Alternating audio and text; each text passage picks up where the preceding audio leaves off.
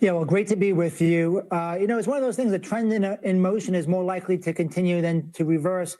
We've been bullish on tech all year long, and we think it's driven, the foundation of it is still driven by earnings that are stronger than the overall market.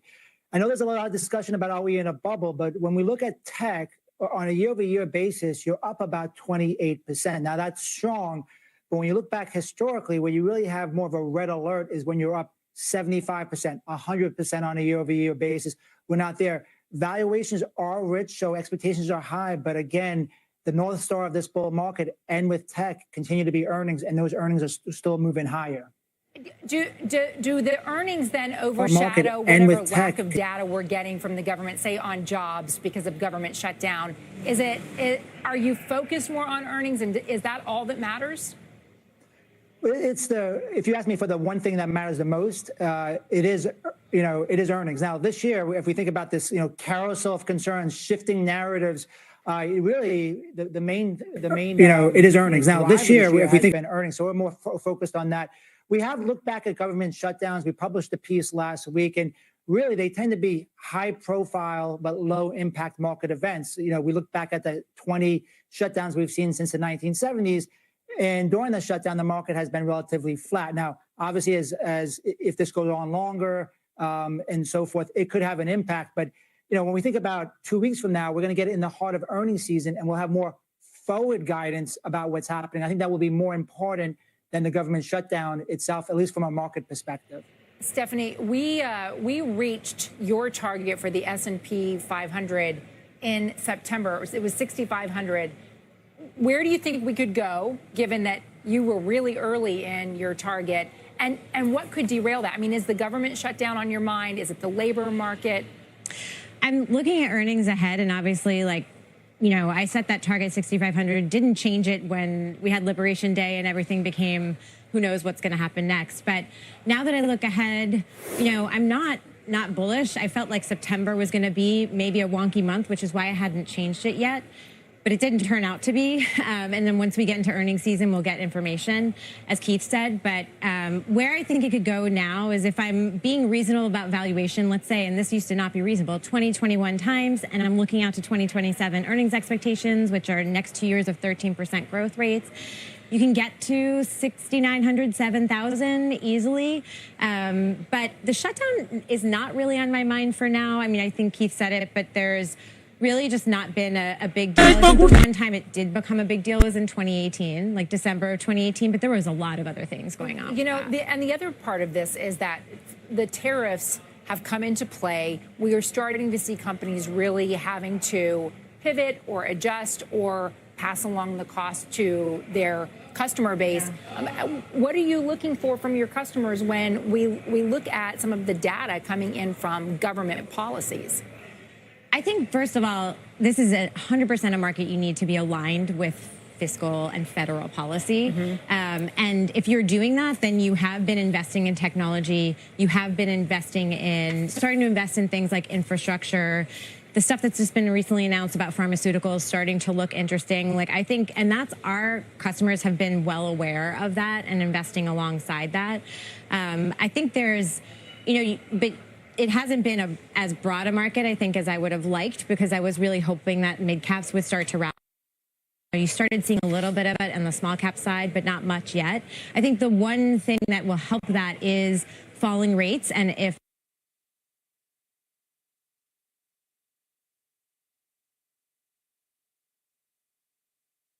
jobs data too is that there are desperate for labor, that they want to be hiring and they don't have the people in place, and it's one place where the immigration policy may be coming into play. Keith, when you regional too, and regional, I think that's a great point. Keith, when you're looking at some of the lower demographics, we're hearing it in some of the fast casual restaurants, and I'm certainly hearing it from some of the travel and leisure companies that I cover, that there's a wide swath of Americans that fuel consumerism, and they are just holding back and sitting, and they're not spending the way that they were at this time last year.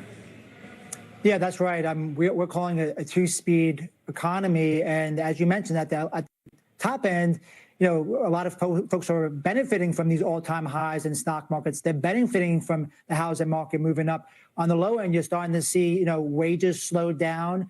That inflationary hit is still there as well. So that is correct. I mean, that's why we have this kind of muddle through two-speed economy.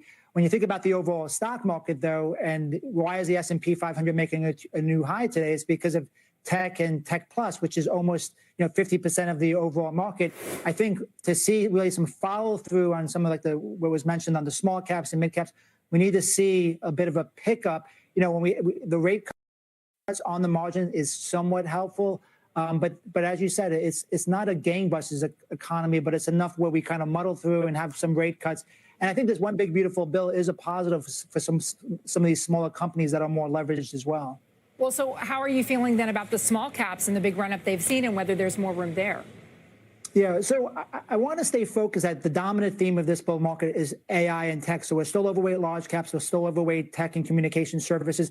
In August, we did upgrade our view of small caps from less attractive to more neutral, because also when money flows into that area, it moves quickly. So we want to participate. The positive that I've seen in small caps and why we at least upgraded it on the margin is the earning trends have turned positive after being negative for some time. You also have a place where expectations are still relatively depressed, right? Earlier this year, we had the most aggressive outflows of small caps ETFs that we've seen over the last decade. That one big beautiful bill is a positive. So I would at least participate. Is it leadership yet? No, but I would at least have some allocation to that space.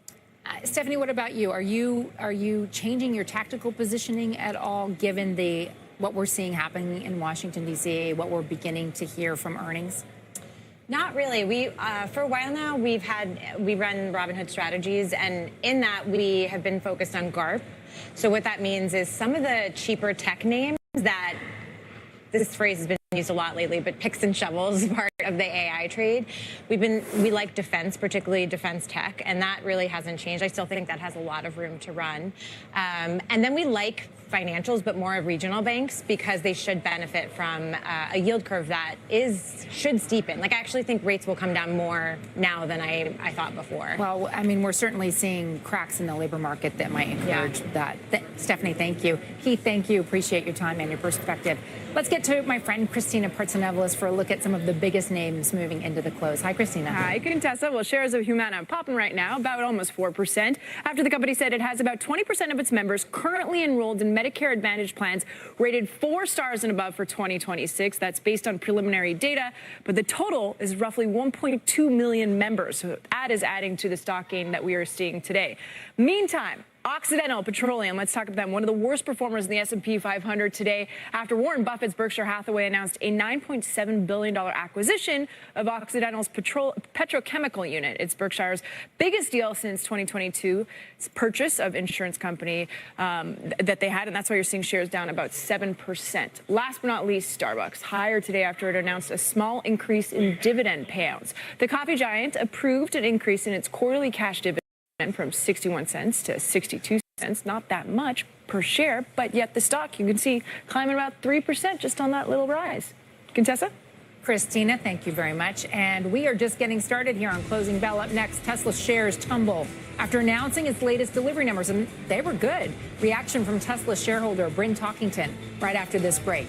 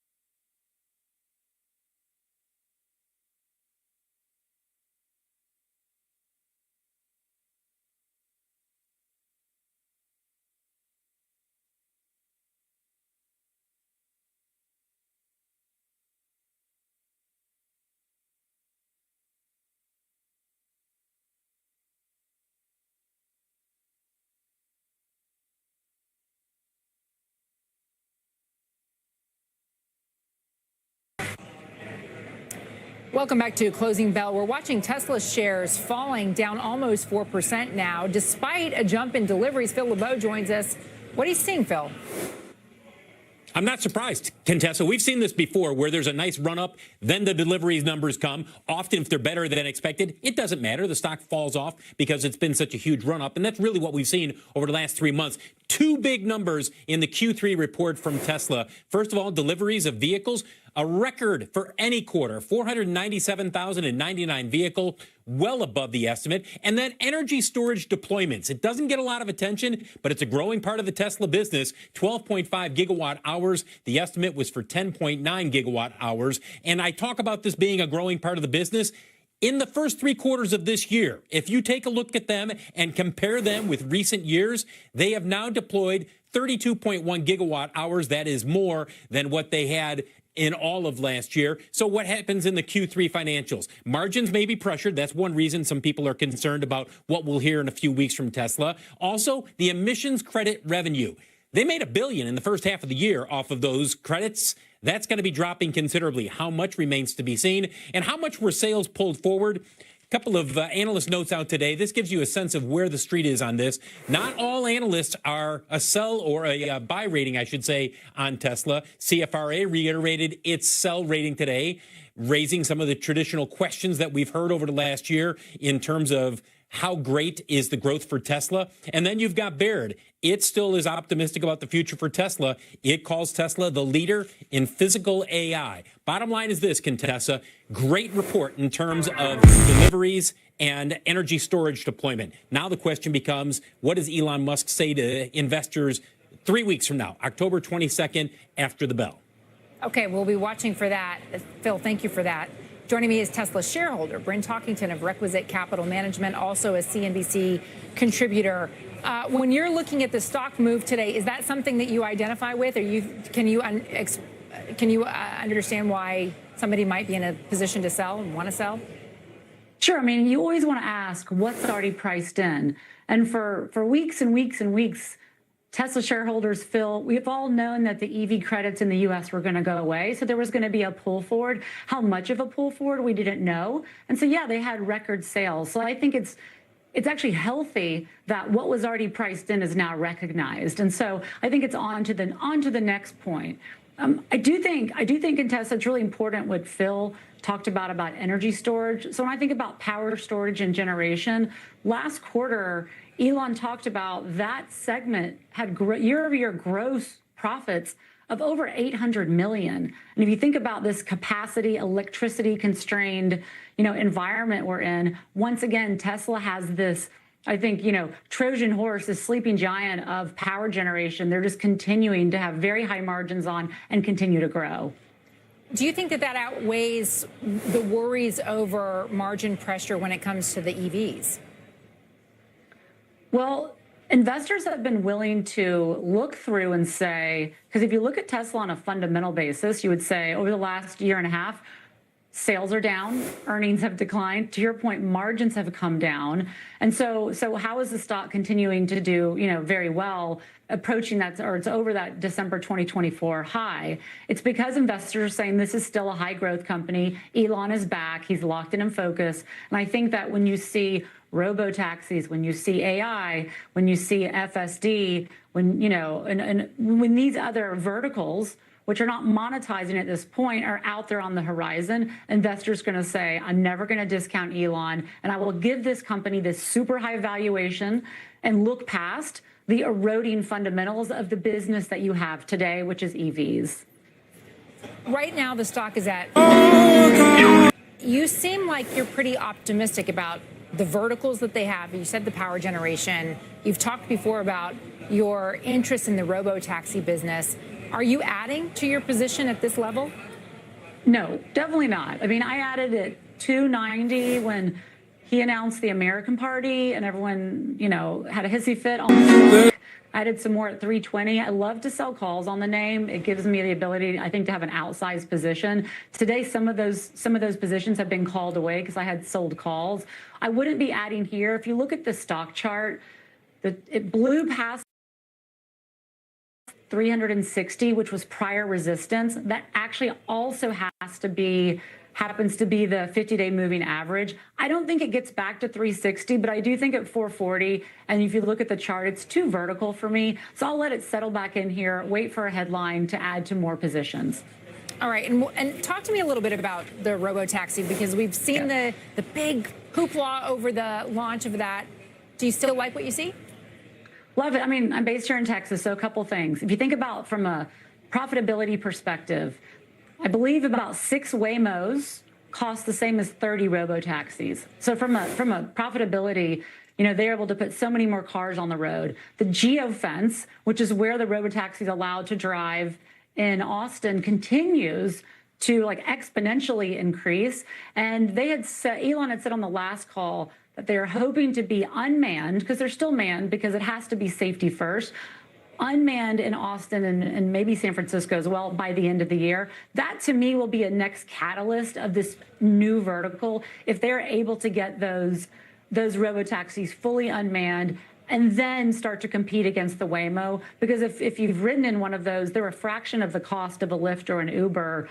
And so I think this is going to be where people are going to start paying attention to this new vertical as the years progress. Well, I haven't tried a robo-taxi, but I did try a Waymo, and you know what? I was impressed with its ability to avoid the potholes, which not all human drivers do, and its ability to back up and let a truck turn into a lane.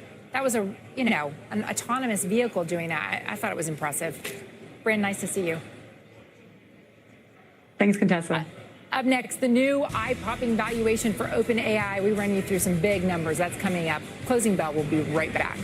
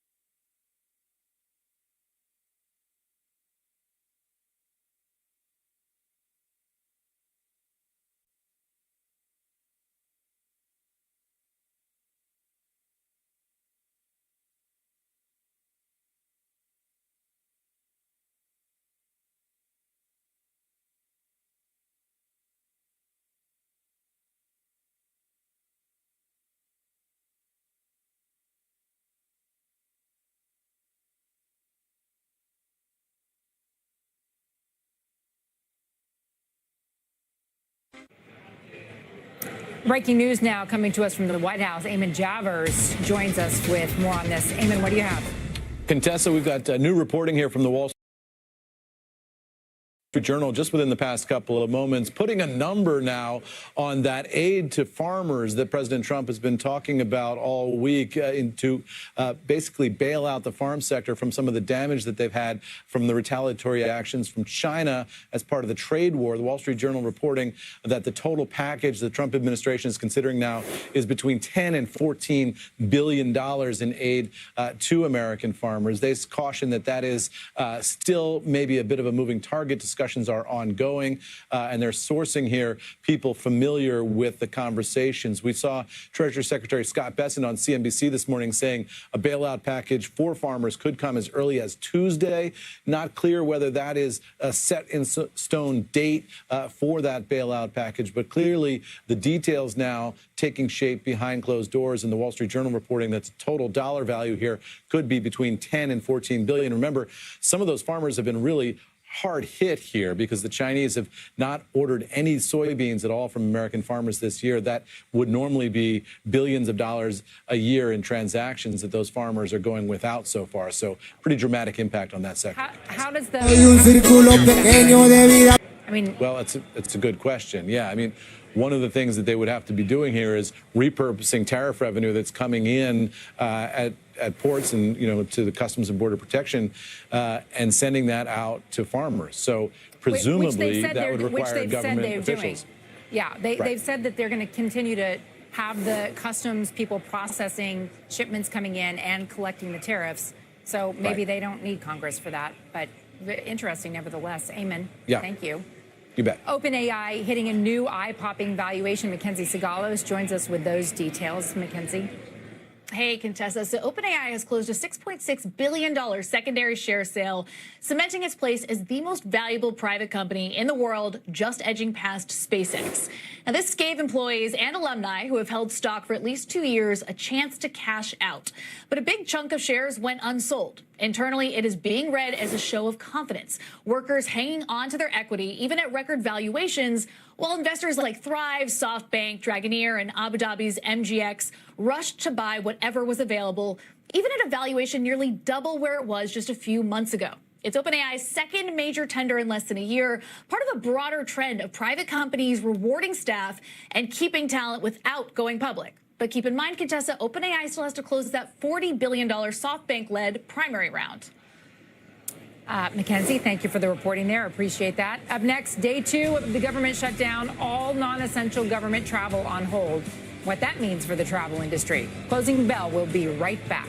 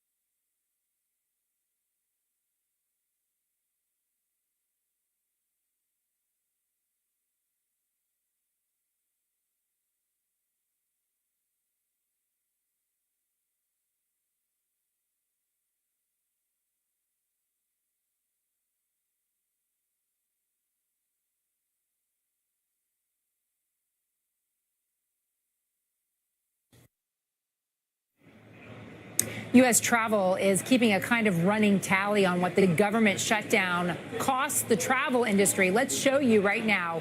We're at $230 million since the government shut down. The industry anticipates $1 billion loss for every week the federal government stays closed. Now, part of this is just obvious, right? All non-essential government travel is canceled, even for workers who aren't furloughed.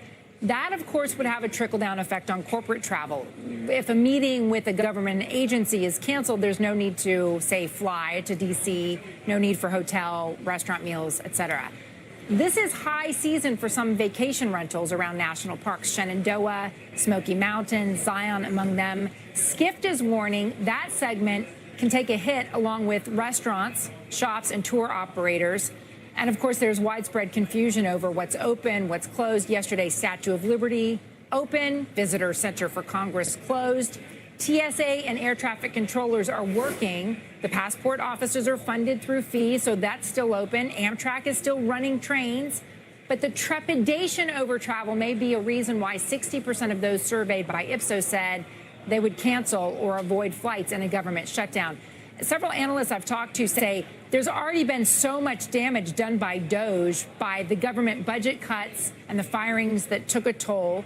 And we saw the government segment in lodging down 11% by June, according to Calibri Lab. Worst hit D.C., Hawaii, San Diego, down by 25%. But you look at the stock shares of Marriott, Hilton, Hyatt, and Wyndham, and they have not. Most of this has been baked in. You're not seeing a lot of movement on that front when it comes to the government shutdown yet. Joining me now is Mark Mahaney, Evercore's head of internet research. Mark covers a number of key travel stocks, including Airbnb and Expedia.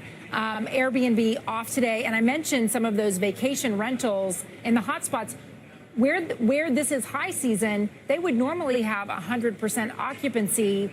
But if the national parks are closed, you have to question what's the immediate impact, Mark.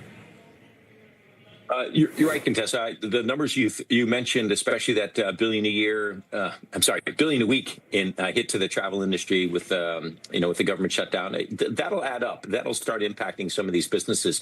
The companies that I look at, kind of the online travel agencies, some of the advantages they have, Booking in particular, Booking.com, Booking Holdings, is that they're 85% of their bookings are actually outside the U.S.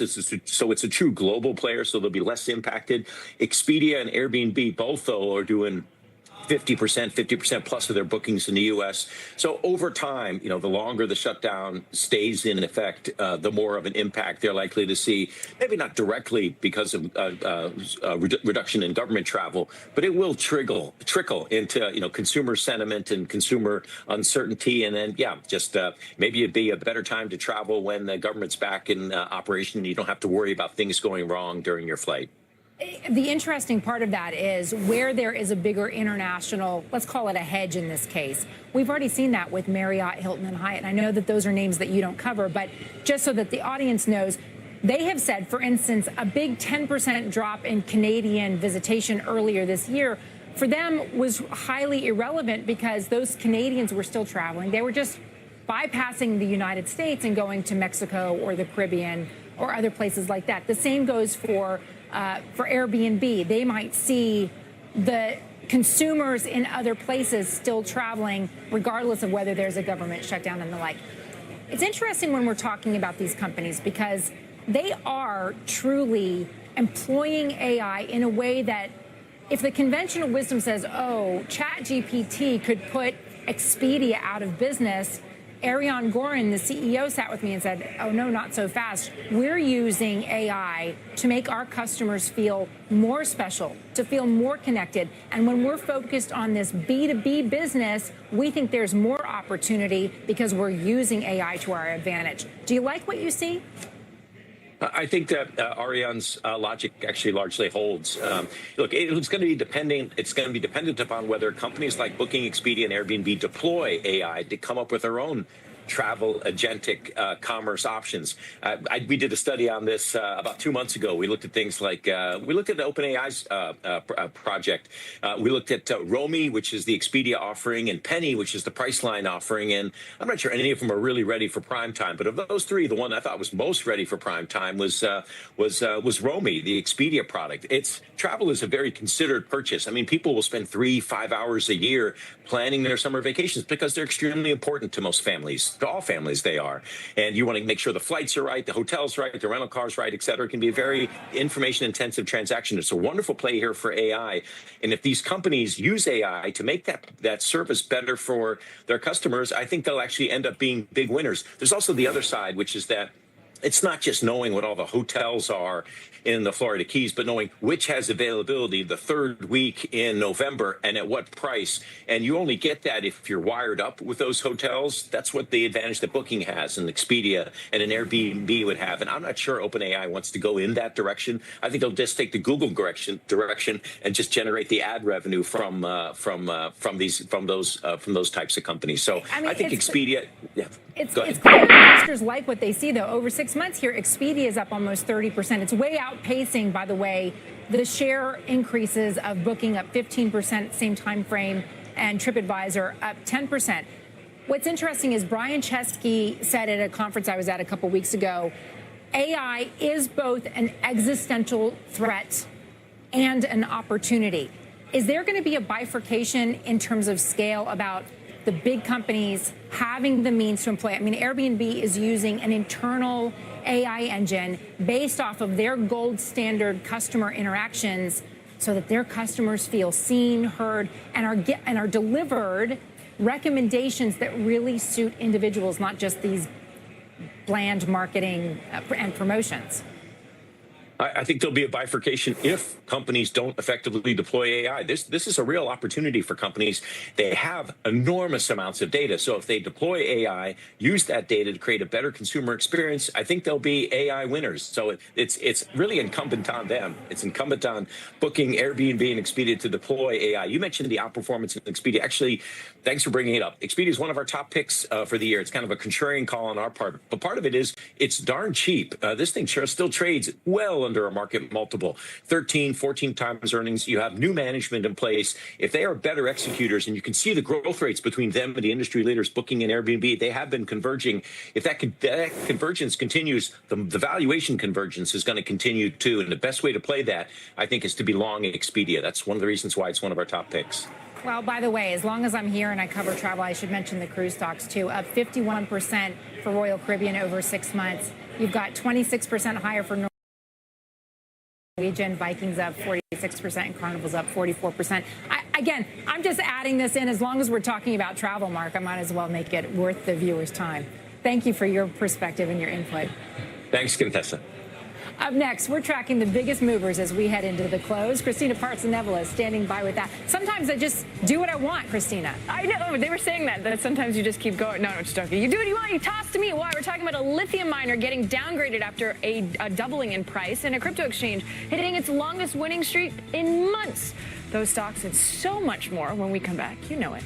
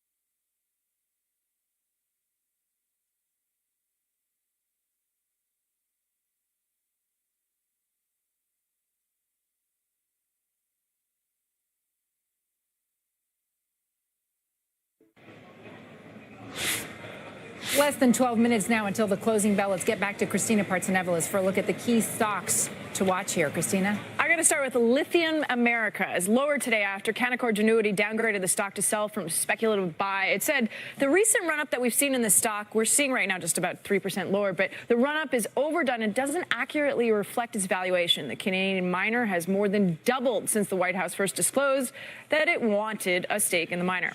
Next, we've got shares of AMD. They're up again today, up about 4% after earlier gains this week. The stock really gained about 7% yesterday after Semaphore reported Intel, and I should say Intel stock was up at 7%, was in early talks with AMD to manufacture chips for its foundry business. However, AMD is not commenting on rumors, so keep that in mind when looking at this story. Lastly, Coinbase on track for its best days since late June and on pace for its 5th straight positive day, the longest winning streak since November 2024. And of course, this comes as Bitcoin briefly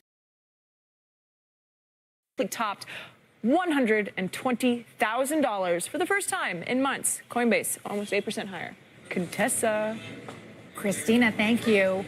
Up next, let's take a look at markets, and we're on the watch for new records here. If we close where we currently stand, the Dow, the S&P, and the NASDAQ would all set all-time closing highs. As you can see, they're all in the green right now. The NASDAQ, the leader, up almost 0.5%. We'll be right back.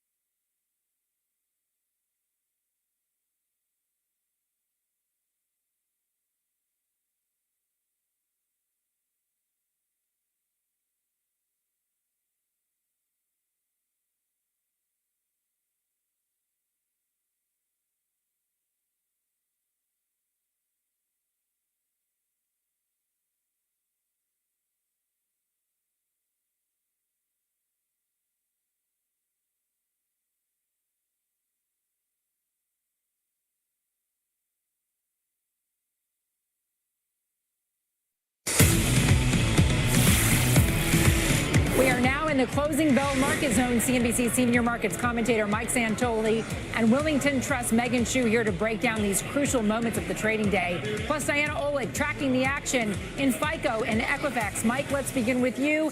And again, if we close at these levels, we hit new records on all three indices.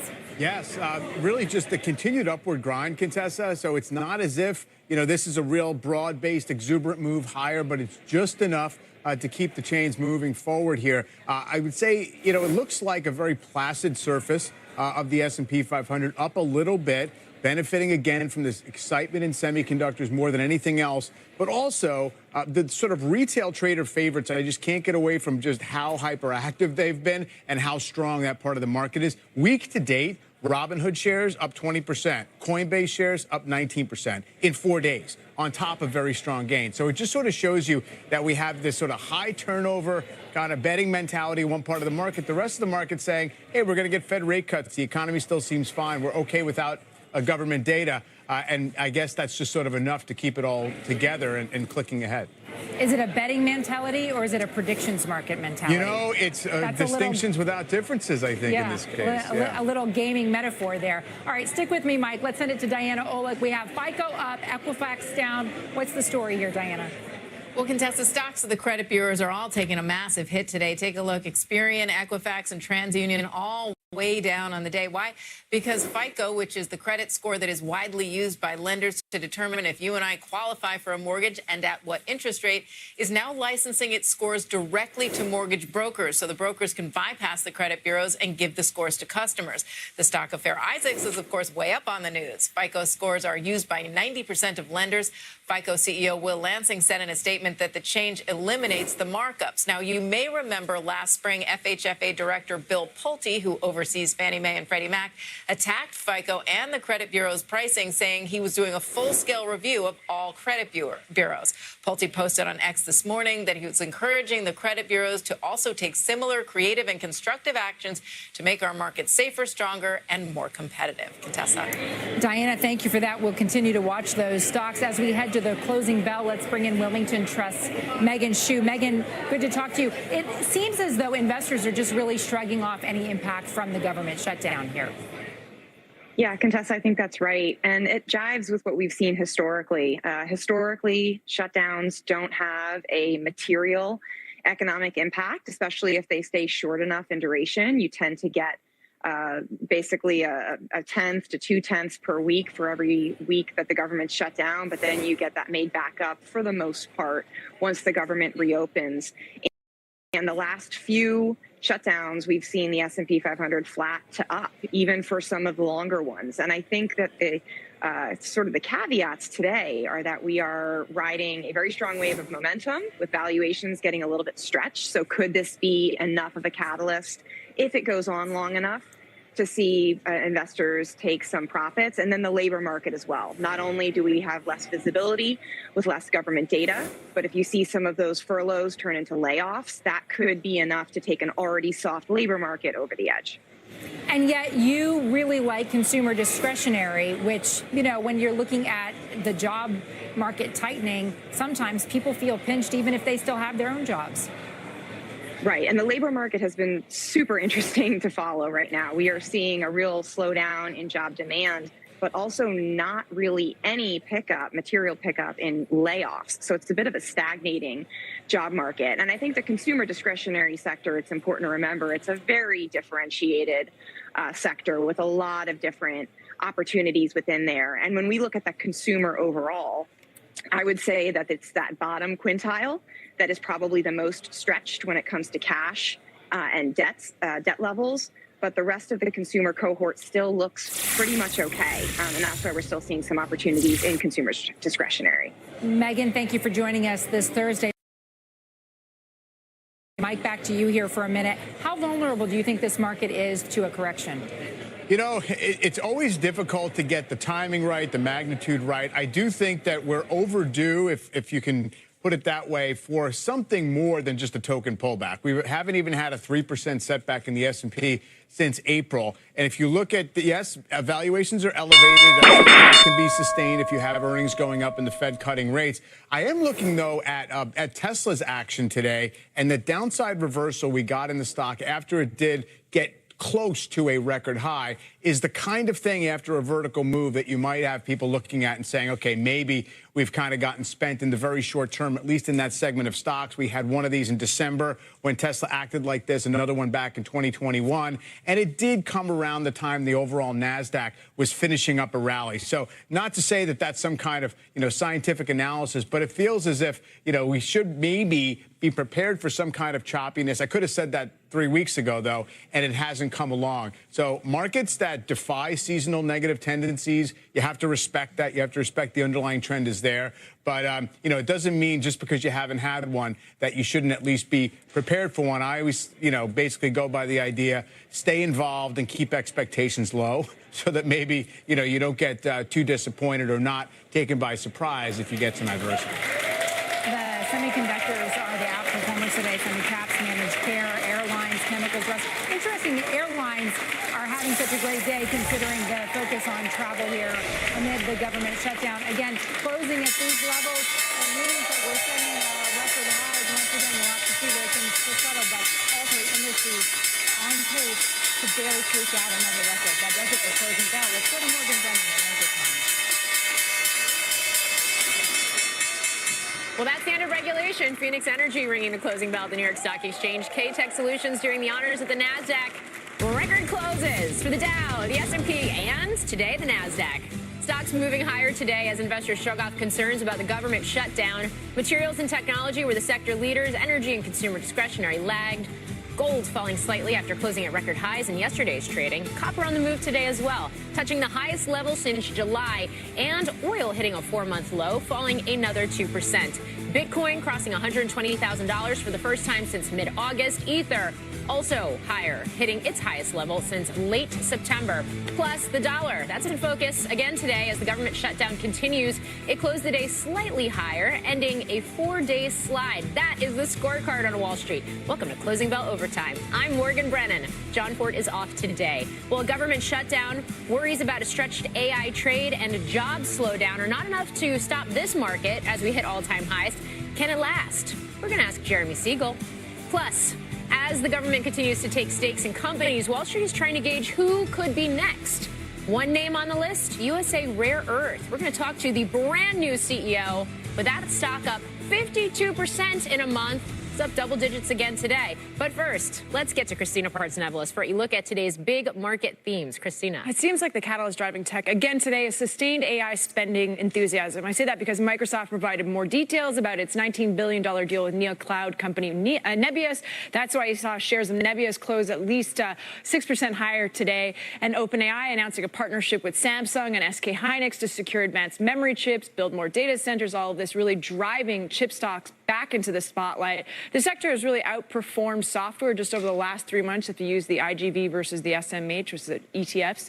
7 chip names hitting 52-week highs at some point today. Applied Materials, ASML, Intel, KLA, Lam Research, Micron, NVIDIA, the list continues. And on the technical side, though, the SMH Relative Strengthening Index crossed over 80 yesterday just for the first time in more than a year, signaling that chips as overall are now in overbought territory, something to keep in mind. And then the risk appetite we are seeing extend to quantum computing stocks as well. Rigetti, D-Wave, IonQ, you can see Rigetti closing over 19% higher, just double digits across the board. But today's gains are actually a little bit more broad-based. We often refer to the S&P 500 equal-weighted ETF, which hit an all-time high this morning. It's first time since 2011.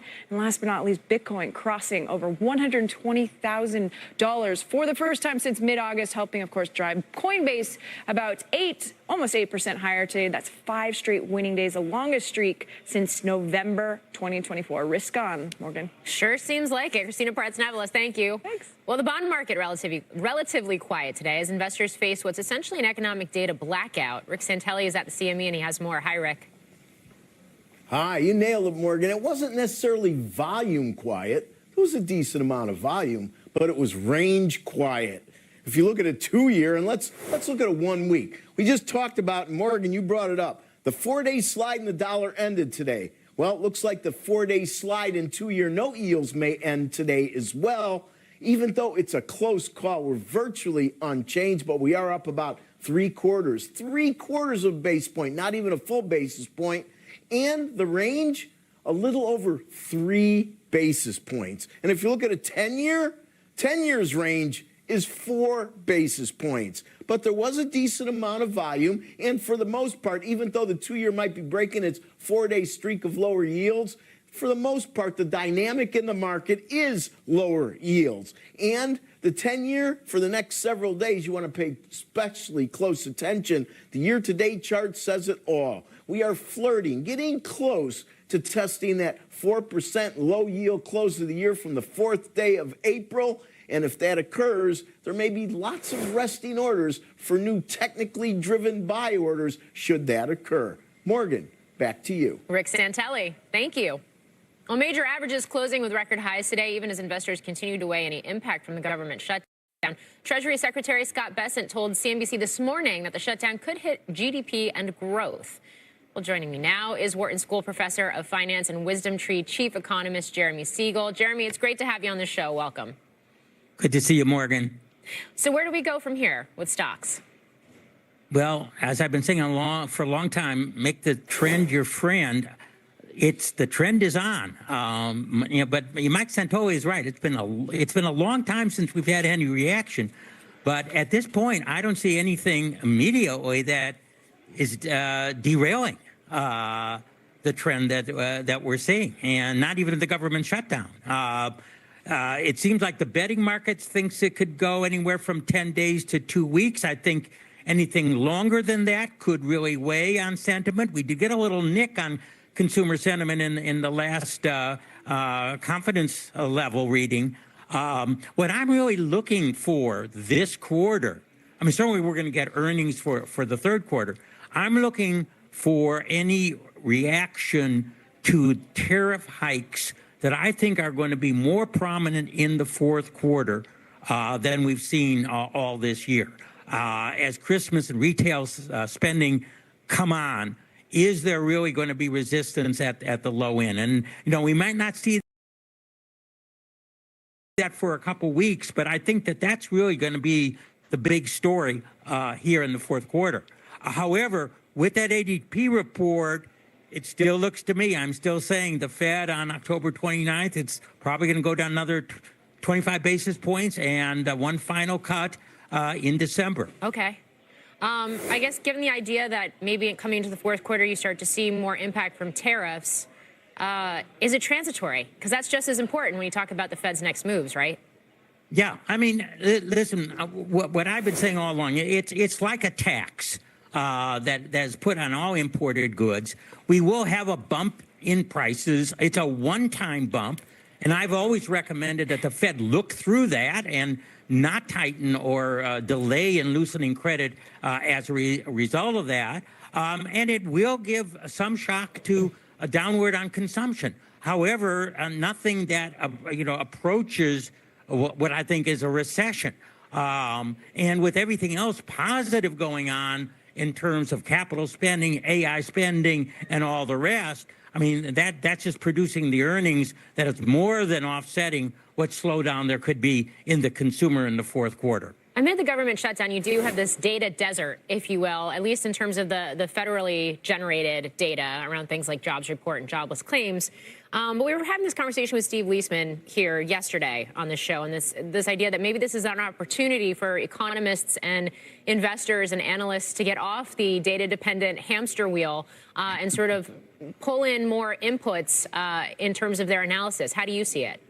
Well, and I heard Steve say that, and I think there's a lot of truth to that. I mean, we get so hooked on each of these reports.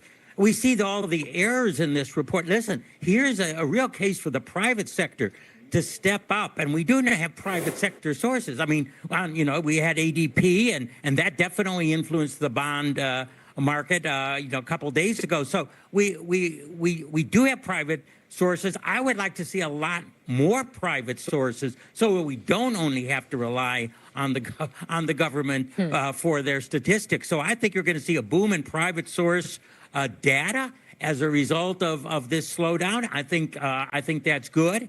And remember, stocks depend on earnings. There's going to be The market no is closed. hesitation on earnings reports that are coming out, no slowdown there, and interest rates. And, the bond market reacts to an awful lot more than just, what those reports are coming out. There's a lot of flows of credit on and off. And so interest rates and earnings, that's what makes for the stock market.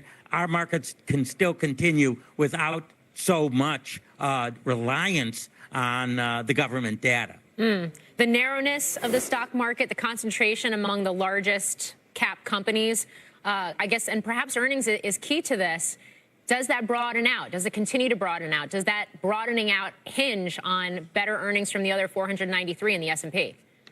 Well, I think, if I'm right, that actually in the third quarter, the Russell 2000 beat the NASDAQ. Yes. And that has not something that has happened very often in recent quarters. So we have seen some broadening out there. However, the trend, for growth stocks versus value stocks, for that AI, I mean, at this particular point, those big stocks, among the big stocks, those are the stocks that are still, outperforming with the AI boom. And, until something really dents the AI boom, hey, we're not being able to, produce as much revenue or profits or savings or productivity from them in a convincing way. I mean, it seems to me that those will continue to outperform among the big caps.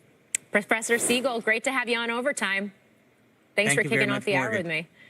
With all the major averages higher today, actually closing at record highs. Ahead, shares of USA Rare Earth soaring 23% today as investors look for the next potential target for a government investment. We're going to talk exclusively to the brand new CEO about that and about the push for more rare earth production here in the U.S. and the role this company is looking to play in that. Plus, Tesla deliveries. Rivian falls short, and BYD's first 2025 stumble. We're going to dive into the race to dominate the EV world. Overtime's back in 2.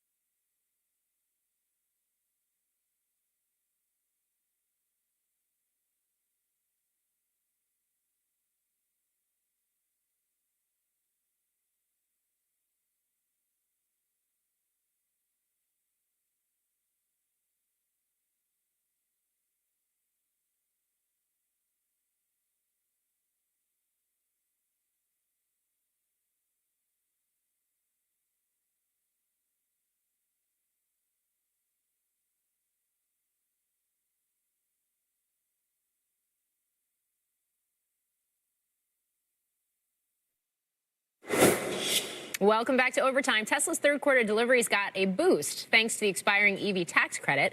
Phil LeBeau is here with the numbers and a look at the rest of the EV landscape. Phil. And it was a big quarter in the third quarter for Tesla, Morgan. Take a look at these numbers. Two things stand out here. First of all, record deliveries, more than 497,000 vehicles delivered. Best quarter ever in terms of vehicle deliveries. Also, the best quarter ever for energy storage deployments. 12.5 gigawatt hours. They've now deployed more this year than they deployed all of last year. So the earnings focus, when the earnings are reported on the 22nd, so a little under 3 weeks from now, the earnings focus is going to be what happened with profit margins, specifically the operating margins. How much were they pressured because of tariffs when it comes to energy deployment? Auto gross margins, how much were they pressured? And also what's going to be happening in terms of revenue with zero emission vehicle credits going away. Meanwhile, BYD, if we take a look at those shares, the company reported September shipments down 5.5%. Why does that matter? It's the first time we've seen negative monthly shipments from BYD in 18 months. Finally, take a look at Rivian deliveries. And the reason we're showing you this is the company reported deliveries of 13,201 vehicles in the third quarter. Not bad. The problem is the guidance. The guidance was 40 to 46,000 vehicles delivered this year. They have narrowed that. It is now 41.5 to 43.5. And it's that top end there that is likely the reason why shares of Rivian under a little bit of pressure. We'll hear from Rivian in terms of their quarterly financials in early November, Morgan. All right, Phil LeBeau, thank you. For more on the state of the global EV market, let's bring in former Tesla president of global sales and service and a GM board member now, John McNeil. John, it's great to have you on. Nice to see you, Morgan. How would you categorize the EV market, whether it's stateside or globally? I think this is one of the few markets where the U.S. is not ahead in technology. It's actually a step or two behind. And so we get to see kind of what's happening in other markets. And Europe, France and Germany in particular, rolled subsidies off a couple of years ago. And what happened after that, surprisingly, was the market continued to grow. Now, that's largely because the models continue to roll out from other OEMs, much like they have here. So versus a few years ago, we now have 65 model choices of EVs in the U.S. And when you add EVs and hybrids together, 1 out of every 4 cars sold in the U.S. is now electrified. And so what I think that means is like we are probably ready at this point. The market's established, and we're probably ready to have a market that can grow without subsidies. Okay. And certainly we're offering lower priced EVs, which is definitely having to help a positive impact on this market growing. Okay, so basically a resetting of the market. The fact that those subsidies, or at least the EV tax credit, expired earlier this week, how much did that impact deliveries at the Teslas of the world that were so much stronger than expected? Was there pull forward in demand? I think there was pull forward in demand for sure. The dealerships have been busy. And that demand pull forward definitely showed in their quarter. But it showed for everybody else too. Like Tesla was up 7%, but GM doubled their EVs sold in the quarter versus last year. So it was a big push for everyone in the quarter. But interestingly, a lot of those sales happened again at the lower price points, which points to good things for the market going forward. I've had 3 of these conversations now in the past, call it week, with both investors and OEM executives. And that is this idea that with electric vehicles, maybe they become a power play, if you will, for generating and pushing energy back into the grid, basically acting almost as generators. And this idea that maybe it becomes a temporary or a flexible source of energy. Is this something that you're looking into, or that GM is looking into, or that, is a broader conversation happening across the industry right now? Definitely. I was getting ready to put a generator in my own house, and then I found out that the Silverado EV that sits in my driveway can power my house for 2 weeks, and it's bi-directional already. And so I do think this is going to be a growing kind of feature, if you will, for consumers to get to not only become aware of, but also to help the grid. Because the utility in my area then told me that if I agreed to allow them to have access to that battery capacity, for just 20% of the battery capacity, I could get a big break on my utility bill. So I do think this is real. It's emerging. There are only a handful of EVs that do bi-directional today with the home and the grid. But I think we're going to see more and more of that. Do you think we see policy follow suit, either on a state level or a federal one? I think definitely on the state level, the states have been more progressive about this, and largely because our grid is decentralized. We have over 1,000 grids in the U.S., and so that makes it more of a state issue than a federal issue. It gets hard for the feds to put policy in place around this, but the states definitely are. I can speak to my state. They've got aggressive incentives around this at the state level, really to help the utilities keep electricity costs as low as possible, given all the demand from AI data centers and that continued demand curve, but also to help them with generation. And finally, I guess just to go back to this idea that there's dozens of different EV models on the market, I mean, do you expect that we're going to see some sort of shakeout here? Do we sort of already have a sense of who the winners and losers are? I don't think we do yet in the U.S.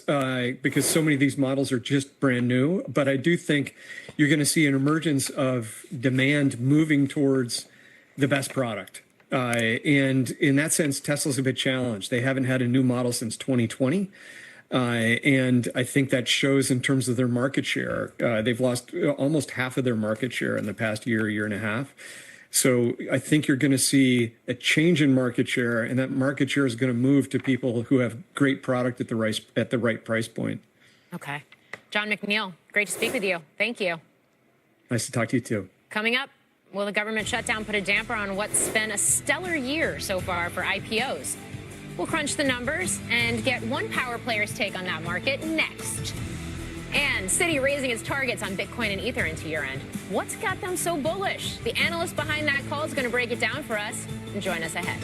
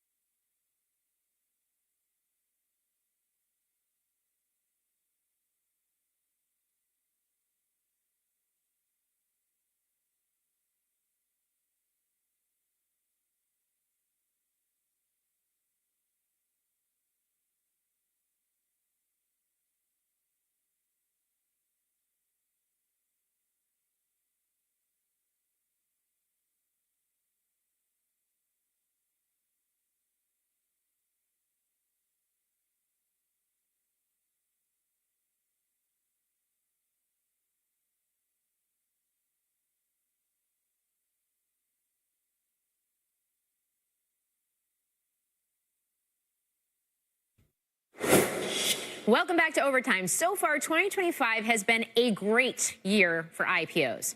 At the close of third quarter this week, there were 160 IPOs this year. That was up almost 50% from the same period last year. According to Renaissance Capital, total proceeds raised came to $30.8 billion. That was nearly 17% higher than last year. There were also 100 SPAC mergers. This was the highest level since 2021. Now, I got a chance to speak with John Stevens. He is co-CEO of investment banking and advisory firm Stevens, Inc., and I asked about what he's seeing in the IPO market this year. We're seeing that kind of number of transactions go up and volume of transactions go up in terms of dollars raised. But in 2020 and 2021, that cohort of kind of IPOs, only 25% or less than 25% of those are trading at their offering price today. Whereas I think the 2025 IPO cohort, which has been a strong year for markets in general, the average trading price is now 30% above the offering price. So it just feels like fundamentals are more important than they were back then. And we're a traditional sort of value investor group ourselves, and we try to stick to those fundamentals when we advise our clients. And so for us, it feels good. Now, he added that it's the strongest year for the firm since 2020-2021, although he did also note that it's a much healthier market right now. You can watch the entire interview on CNBC.com. We talk about all kinds of things, including, by the way, M&A and more. But it's time now for a CNBC News update with Angelica Peebles. Hi, Angelica. Hey, Morgan. President Trump has reportedly declared drug cartels operating in the Caribbean as unlawful combatants and that the U.S. is now in a, quote, armed conflict. That's according to the New York Times, which says congressional committees were notified of the designation yesterday. Last month, the U.S. carried out 3 known deadly strikes against alleged drug smugglers. Google and our parent company, NBC Universal, have reached a multi-year deal today to keep NBC's programming on YouTube TV. The companies had agreed to a short-term contract extension yesterday to avoid a blackout of NBC's programming on the service while negotiations continued. According to Nielsen, YouTube TV now has the largest share of TV viewing in the U.S., surpassing Netflix and Disney. And Bloomberg reports the Trump administration is close to easing tariffs on Scotch whiskey. The change comes after UK Prime Minister Keir Starmer raised the issue with President Trump during his state visit last month. The industry currently faces a 10% baseline tariff, so good news for whiskey drinkers out there. Morgan. I wonder if they come to a deal over a round of golf on that one. Angelica Peebles, thank you. Coming up, an exclusive interview with one of Microsoft's newly appointed CEOs. The head of the company's commercial business, on Microsoft's newest AI product launch, the outlook for Copilot, and more. Plus, shares of Snowflake moving higher today after that company announced a suite of AI products of its own for the financial services industry that will allow them to bring their entire AI ecosystem under one roof. Now, John got a chance to speak with the CEO about why they chose this industry for their new AI push. Financial services has always been at the forefront of data because it translates into tangible revenue so quickly. Just like advertising, for example, that I worked on for a very long time was always data-driven, especially online, because the tie from that to ROI, return on investment, is always very clear. So we have customers like BlackRock, like the New York Stock Exchange, S&P Global, JP Morgan, Morgan Stanley. These were always at the forefront of how they use data. Now they're at the forefront of what does AI mean? What can it unlock with this data?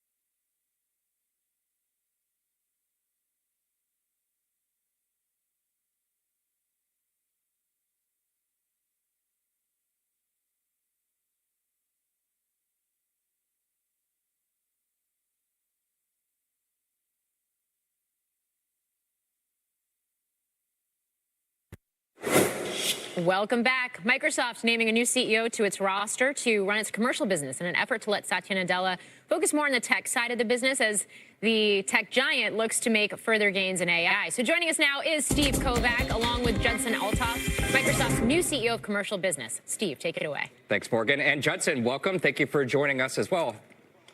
Hey, thanks, Steve. Great to be here. Great. So this is your first time really talking about your new role. So congratulations, by the way. To start, help us kind of understand how you fit into this picture. So obviously, Satya Nadella is running the whole organizations. You're CEO of the commercial business and the consumer business. And then you have Mustafa Suleyman on AI and Ryan Roslansky on LinkedIn and some office stuff. How do you fit into this whole picture and work together with these colleagues? And what should we expect to see out of your group? Yeah, well, look, I think you did a good job of actually explaining it a bit yourself, but you can think of us being in multiple businesses at Microsoft. So as you said, LinkedIn is run by Ryan Roslansky, and LinkedIn really runs as an autonomous company inside of Microsoft. Phil Spencer leads our gaming organization, so it makes sense for him to run it like a CEO. And Mustafa is really responsible for our consumer AI asset, so having him as CEO of AI makes sense. I run our commercial business at the company. It's the largest business that we have. It serves hundreds of thousands of large companies around the world, all the way down to small, medium, and businesses and governments around the world. And mostly, I am focused on bringing together the product ethos all the way through to the customer voice, from product strategy through to marketing, roadmaps, technology development, through to how we execute in the field and deliver solutions for our customers. Great. And this seems like an extension of what you were already doing in your previous role, just adding on a lot more responsibilities. And a lot of those responsibilities are coming from Satya Nadella himself. So as his memo said yesterday, so he can kind of focus on these more technical aspects, the AI infrastructure build out and things like that. With you taking on more of those responsibilities, should we see you as next in line behind Satya when he decides to step down? Well, look, customer obsession is at the heart of everything we do, and I'm really focused on making sure that we make that feedback loop between the voice of the customer and our product ethos as infinitesimally small as possible.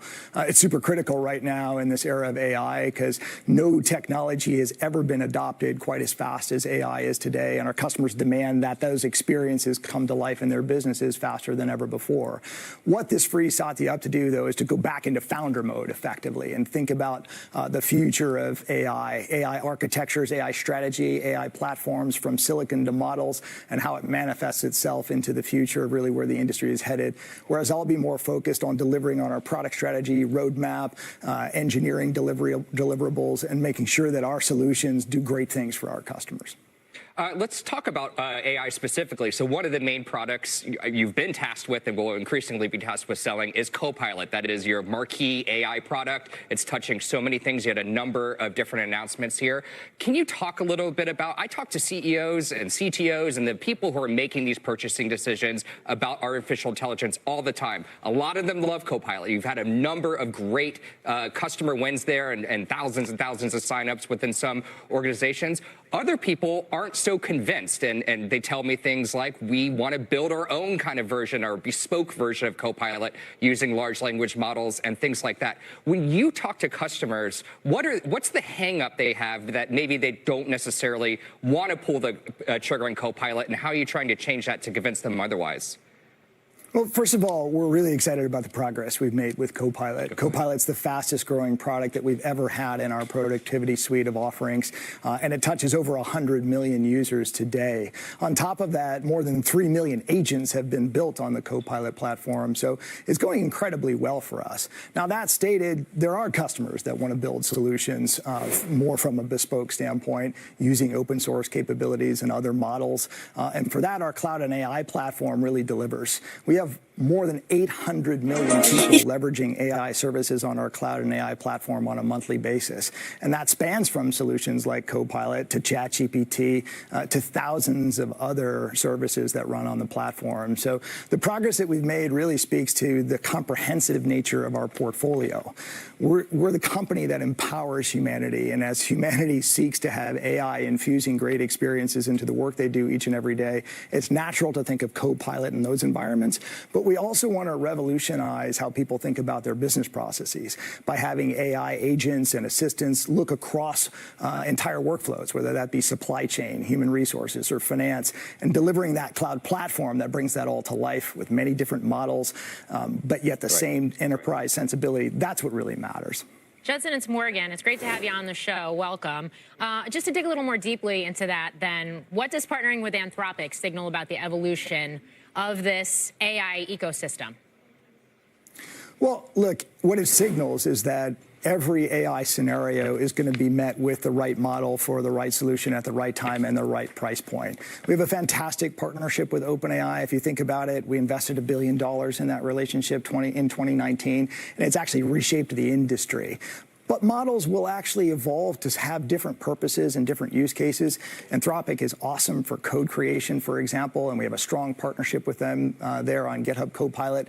But you see other models coming to life, from startups like Black Forest Labs to companies like DeepSeek and many other open source entities. We have great partnerships with Meta on Llama and X for Grok.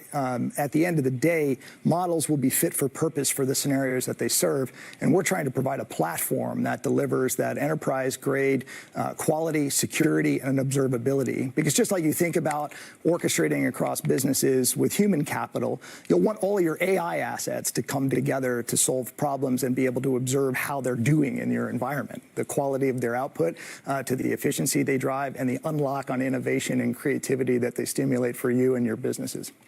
Judson, it's Steve again. I feel like Morgan was reading my mind because I wanted to get into this as well. I mean, do you feel like these models are becoming commoditized? We've heard some of your peers kind of hint at that. Are we kind of going towards a world where, for example, someone subscribes to a Copilot at work and they can just choose the model that they think is better for them? Is that going to be the future of Copilot and your products at your son? Well, certainly in the first wave of all of these generative AI solutions, the model felt more like the product. What we're actually seeing now is that the experience itself is becoming the product. And for that, you really do need model diversity. Take it in a context that people know wildly, like healthcare. We're really excited about the work that we're doing there with Epic. 195 million people use Epic and MyChart to understand their healthcare.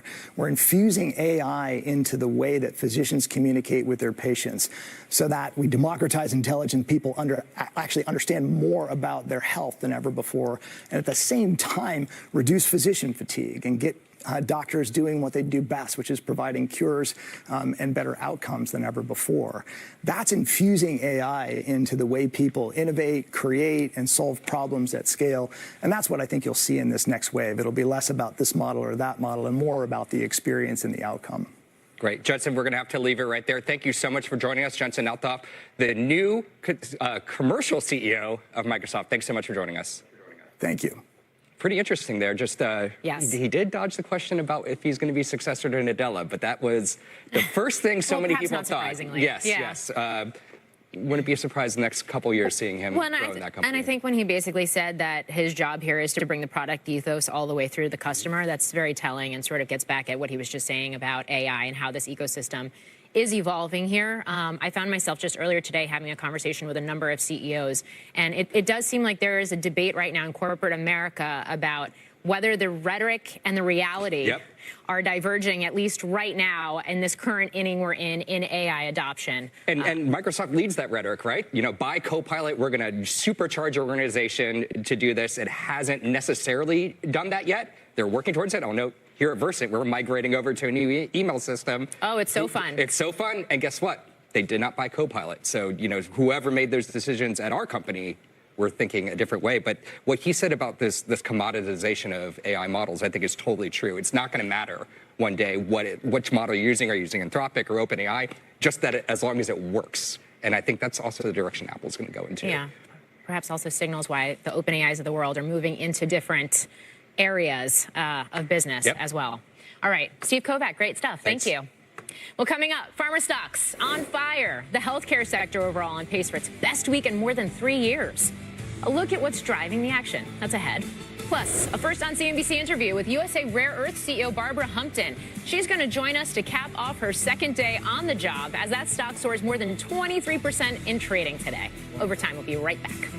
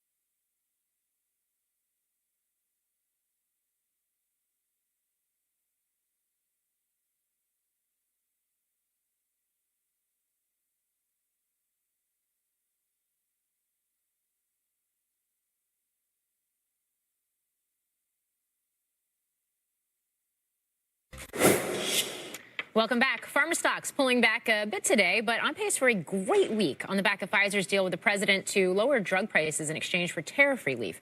Merck, Eli Lilly, Bristol Myers Squibb, AbbVie all jumping. Pfizer seeing a gain of nearly 13%.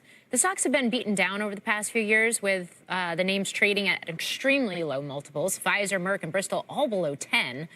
So perhaps not surprising to see them catch a bid here.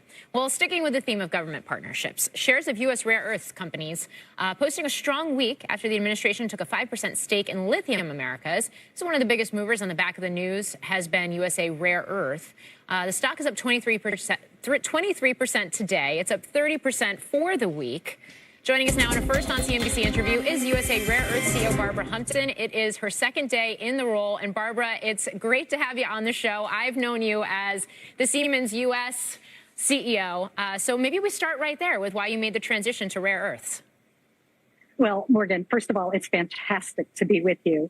And I'm speaking to you from Stillwater, Oklahoma, where we are standing up this permanent magnet factory.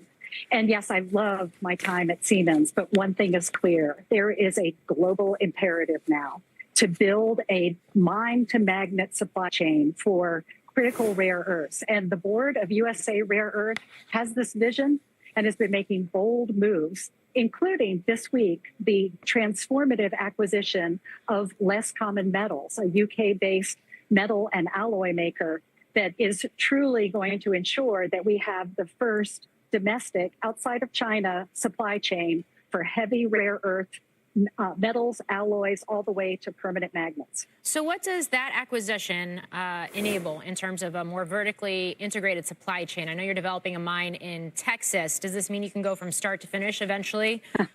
Well, certainly that is the goal. What we're doing right now is behind me, the team is assembling this first line of our permanent magnet manufacturing.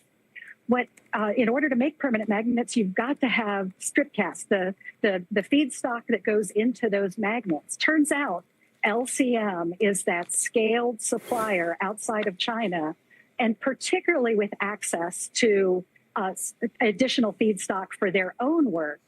LCM has spent 30 years building this critical linchpin capability, the metal making, the alloy making, casting and strip casting that provides that feedstock. Now, LCM is a critical supplier as well of metals and alloys to the aerospace industry.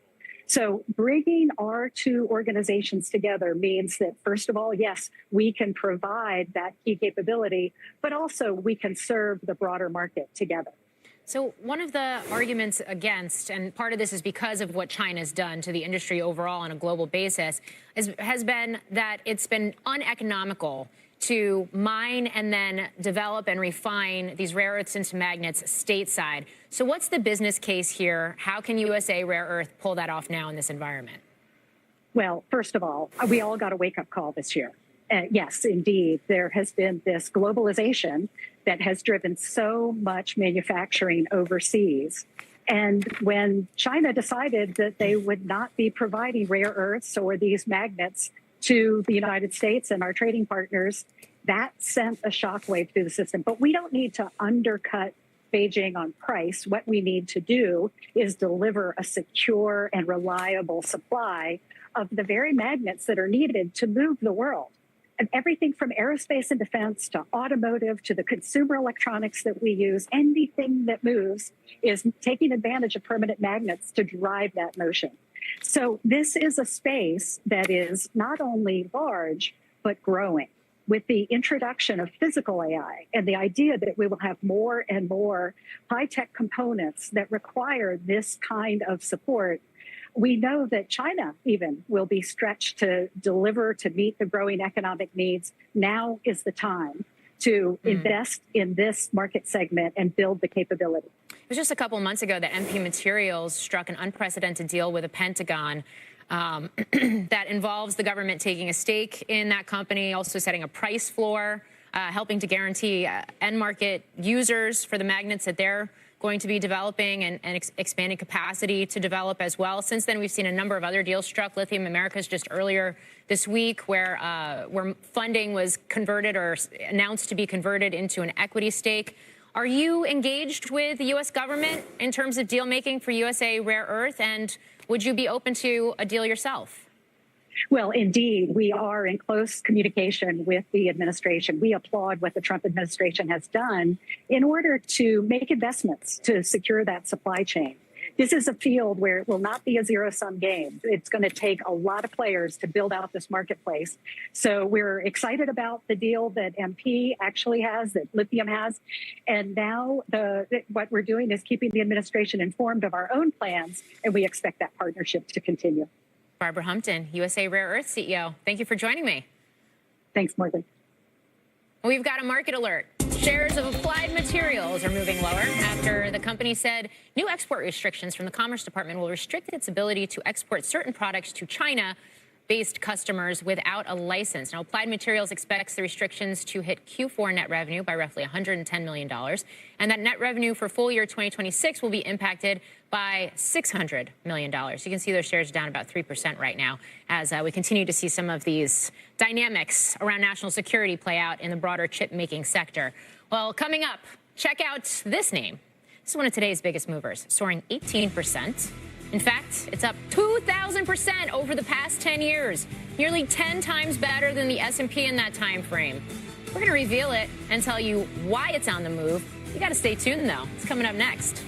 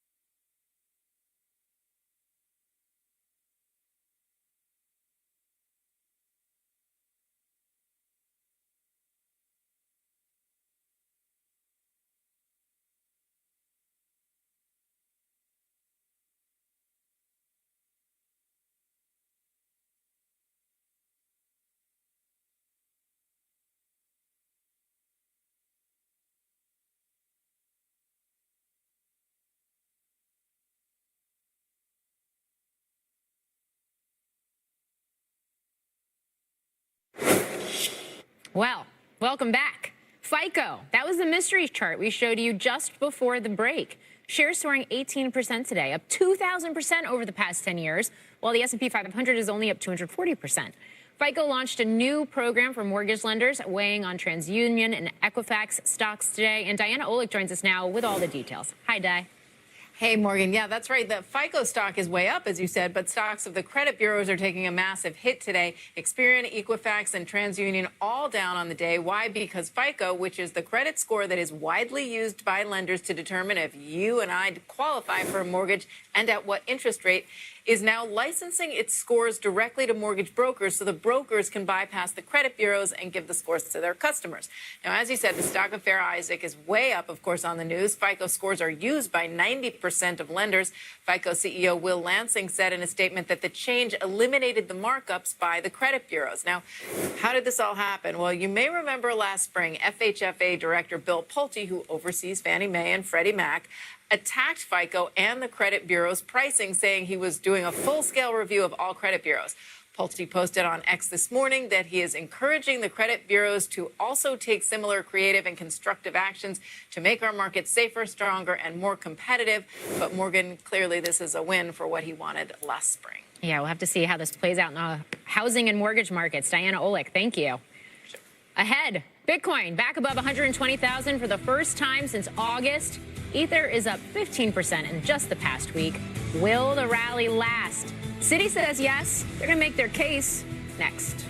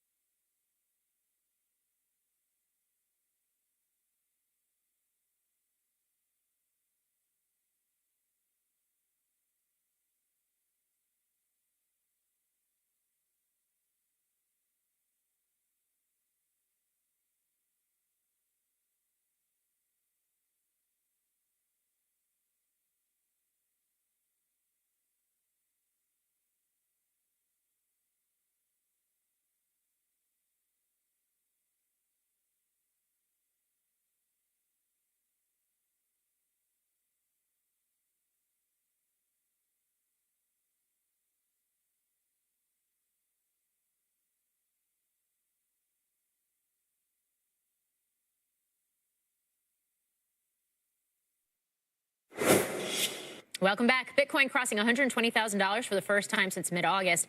Ether, Solana, and XRP hit their highest levels since last week. And a new note from Citi is expecting more upside for Bitcoin and Ether later this year and beyond. So joining us now is the author of that note, Alex Saunders. He is Citi's head of quant macro research. It's great to have you on, Alex. And let's start right there. What is the bull case for crypto?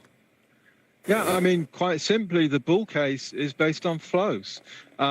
We've seen a huge amount of flows in the last year, and we continue to expect those flows to be realized. So flows into year end and then flows for the next 12 months. That is really the key determinant of the bull case, but even the base case for both Bitcoin and Ethereum. Where are those flows coming from? Is it the ETF is the best proxy, the best high-frequency proxy to measure those flows, and that's where you see pretty consistent inflows. Now, recently we've seen a pickup in flows from digital asset treasuries. Those ones potentially are not as consistent, and it depends on how far above their NAVs the stock is trading, and so we see those premiums, if you will, decline, but they're still above 1, so it still makes sense for them to be buyers as well. But primarily we see the ETF flows as being the catalyst. Okay, whether it's Bitcoin or whether it's Ether, how correlated are the moves higher in those two assets to things like the dollar or gold? Yeah. I mean, I would say one interesting thing for Bitcoin in particular is that correlation with gold has picked up. Bitcoin is often thought of as digital gold because of its limited supply. The big difference with analog gold, if you will, is the equity beta, which doesn't provide, in my view, as much of a portfolio hedge. But we have seen a pickup in the correlations. But I will say that the primary determinant on the macro side for Bitcoin and Ethereum, where they have similar exposures, is equity markets still, is kind of risk appetite. So I'm looking at these 12-month forecasts. Bitcoin, $181,000. Ether, $5,400. What are the biggest risks? The biggest risks, in our view, to that case is not actually from the flows, particularly for Bitcoin. We think they are likely to be fairly persistent because we are sort of fairly early in the adoption cycle of the financial advisors and asset managers. So those are likely to maintain. The biggest risk is a change in sentiment from the macroeconomy, and in particular, downside to equity risk, because we think that would, number one, probably reduce the amount of flows that you see, but secondly, because of those exposures and because Bitcoin and Ethereum are quite sentiment driven, would drive that price down. Alex Saunders of Citi, thanks for joining me. Thanks. We just want to show you shares of USA Rare Earth one more time, because those are moving higher here in after hours. The CEO just telling us a few moments ago that the company is in close communication with the administration. The rare earth sector has been rallying after the White House took a stake in Lithium Americas earlier this week, and then MP Materials just a couple months ago. So you can see those shares are up almost 5% right now on the heels of that conversation. Tomorrow, keep an eye on September ISM services and the Senate, which could potentially vote again on this government shutdown. That does it for us here at Overtime. Fast Money begins now. Live from the NASDAQ market site in the heart of New York City's Times Square, this is Fast Money. Here's what's on tap tonight. Propped up by momentum, a relatively quiet day for stocks, but not for a handful of momentum sectors. How the jumps in semis, quantum stocks, and crypto-related names are helping stocks stick